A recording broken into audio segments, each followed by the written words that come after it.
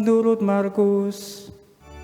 Dimuliakanlah Tuhan.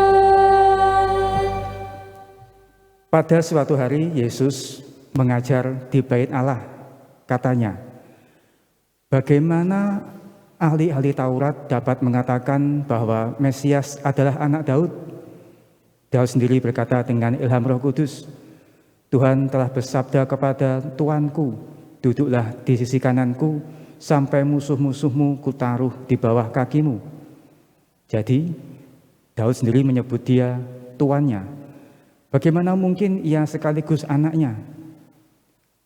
Orang yang besar jumlahnya mendengarkan Yesus dengan penuh minat. Demikianlah Injil Tuhan. Terpujilah Kristus.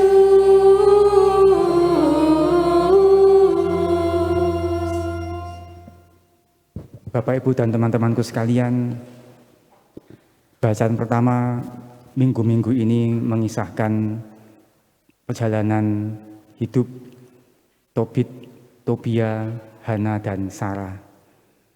Dan mungkin keempat tokoh itu yang banyak dikatakan di bacaan pertama di minggu-minggu ini.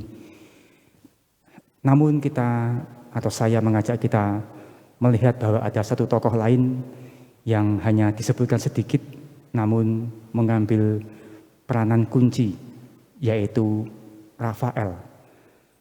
Rafael siapakah dia? Dia adalah satu dari 3 malaikat agung, Mikael, Gabriel, dan Rafael.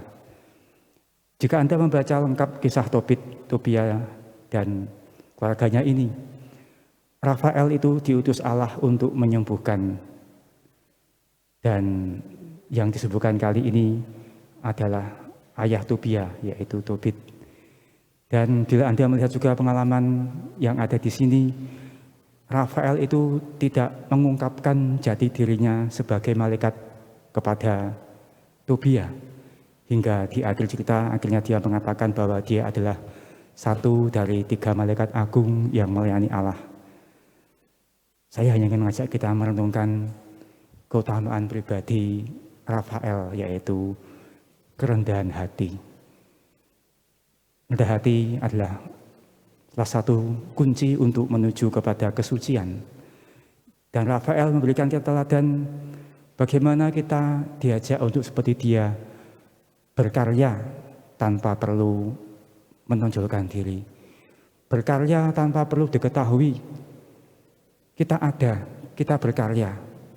Cukup berkarya dan membawa pada perubahan tanpa mencari hal-hal lain yang mungkin semakin mengharumkan nama kita atau memberikan kita berbagai macam kepuasan akibat ketenaran yang mungkin menyenangkan hati kita.